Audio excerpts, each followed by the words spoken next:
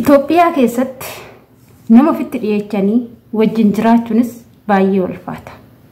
Gibbii kiraayibeetii ijaarratanii gibbii ofii keessatti kiraa galchanii nama kiraa ofitti galchanii wajjin jiraachuun daa'ima yoo qabaatan daa'ima san biratti dhiisanii deemuu yookaan gibbiin kiyyaa homaa rakkoo hin qabu hin sodaachisu jedhanii gibbii ofiititti daa'ima ofii dhiifatanii gara hojii ofii deemuun yeroo ammaa kana baay'ee sodaachisaa jira.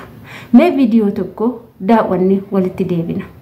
Afaan moltaatan ደፍራታን ሲደፍራት በፍንጥጧን በማጽናም ነው የደፈራትና እንደው ባሳያችሁ ካልፈራችሁ አለ እንትኑ ህክምና እንትኑ ላይ ትንሽ እንትኑ ገብተው ይዘውልኝ ነበርና 7 አመት ከ7 ወር ትሆን እንጂ 5 አመት ነው የምትመስለው። በጣም ደቃቃነች ደቃቃነች እና በፍንጥጧን በማጽናም ነው የተጠቀመው።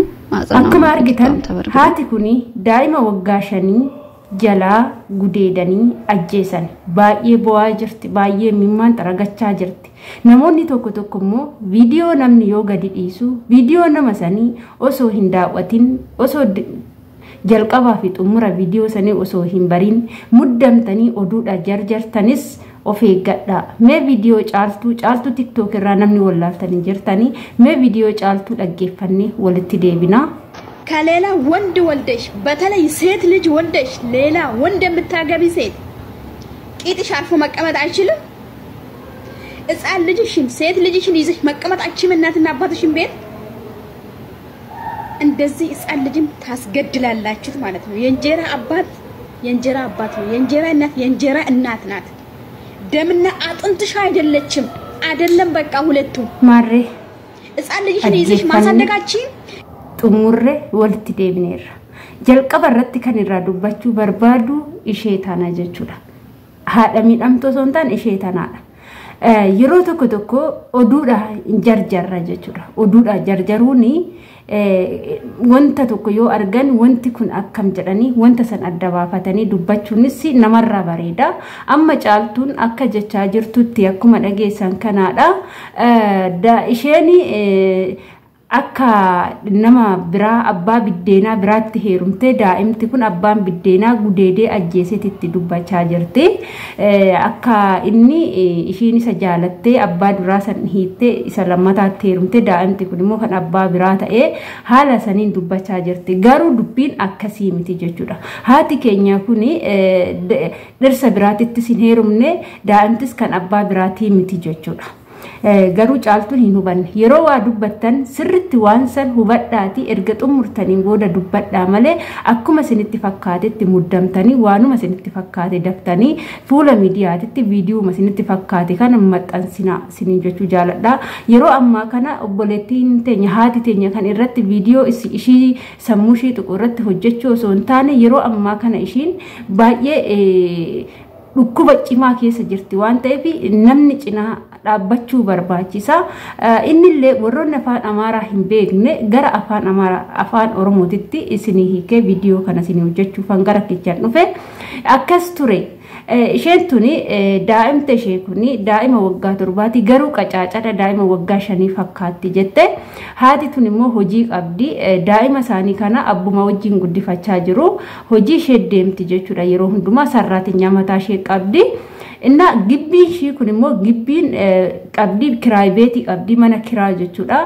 Gibbii tokko keessatti kiraa kana galanii kiraa kana inni daa'ima ishee guddeeddi kun kiraa gibbii tokko keessa gibbii san keessa taa'u jechuudha. Yeroo kana sarraatinyaan ishiitillee meeshaa bituuf manaa baatee jirti. Daa'imti tun ni taphatti. Daa'imti kun akka hin boonye godhee afaan daa'ima kanaatti waa ukkaamsee raawwateeti akka uumatitti uumti jechuudha. Kan inni gudeedee daa'ima kana akka seera uumaa malee kara hin taaneen gudeedee coggaarran daa'ima kana mulumatti garaa keessaa gadi yaa'ee sanirraan immoo bakka lamatti qurxee ajjeese jechuudha. Afaan guutanii dubbachuun ni ulfaata. Dhugaa rabbii jechuun bakka waan akkana kana dhaga'uun baay'ee ulfaata. Dhugaa rabbii amma isa kanatti waggaa 25 qofa hidhaa murteessanii jechuudha. Daa'ima haganaa kana kan gudede itti taphatee coggaarraa ishee gadi baasee saniin booda immoo bakka lamatti addaan kutee akka uumama ilaaluun nama zagannanutti ajjeese jechuudha. Dhugaa rabbii meelaala ilmi namaa har'a hagana ga'ee jira. Itoophiyaan deemtee hagana geechee jirti. Ilmoo dhalanii biyya ofii keessatti amananii gibbii ofii keessatti daa'ima ofii gatanii deemuun haga ulfaatu ga'ee jira. Dhugaa rabbii sinin jedha obboloota ga'u jechuudha. Warroonni daa'ima qabdanii tokkoffaa amantanii namni gibbii keessa hin jira, kiraayibeetiin gibbii keessa hin jira jettanii daa'ima keessan gattanii hin deemina. Bakka deemtan hundumaa daa'ima keessan harka keessatti qabadhaa deema. Itoophiyaan tabalaashoftee jirti. Seerri Itoophiyaan akkamitti wanjala agana ga'u kana? Wanta agana ga'u kana waggaa 25 qofatti murteessa. Akkuma inni daa'ima san qurxee ta'u balleechisan isallee qurxanii balleechuun hin danda'amu. Isallee qurxanii ajjeesuun hin danda'amu. Ani gara kiyyatti kana nan balaleeffadha. Maaliif jenna wanti kun yoo babal'achaa deeme, yoo guddachaa deeme, yeroo darbis ni beektu. Sarraatinyaan mana keessaa daa'ima 2 ajjeeste. Ishiin shamaralleedha haa taatu ka. Haa taatu maal namoonni daa'imman xixiqqoo kichuu kana qurxani kunniin maaf hin qurxamne isaanillee akkasumatti. Bar daa'ima wal guddattu. Namni qaama maaltu daa'ima kichuu daa'ima waggaa 5 qaama maaltu namaa gudeedha. Dhugaa rabbii dubbachuudhaaf asheeta jechuudha. Asheeta amma haadha dhukkuba cimaadha jechuudha. Isarratti immoo zariin namicha daa'ima kana akkana godhee ajjeese maal godhu jedhan ammoo haadha tana ajjeesuuf iddoo ishiin jirtutti ishii barbaadan ishii dhossaadhaan ajjeesuuf mokkoraa gochaa jiru jedhan kan ilmoo irraa ajjeesaniin alatti kanatu jira Itoophiyaa keessa jechuudha. Isa miti bichaa isa miti amma haati ilmoo koo baay'een jaaladhaa jetti. Eechaa fiddire eechumaa dhugaa baay'ee nama amiroo nama tuqama. Dhugaa biyyi keenya tabalaashee bakka deeme daa'imti kichuu yoo karaatti hambisan daa'ima xixiqqishuu kana yoo akkana godhan deeme biyyi keenya maal ta'a?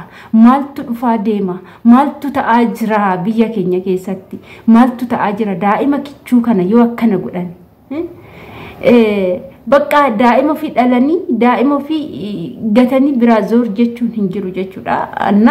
Waan akkanaa kana nama haa baasu biyyi keenya badee jira tabalaashee jira. Kana hundi keessanuu viidiyoo kana dhugaa balaleeffadhaati.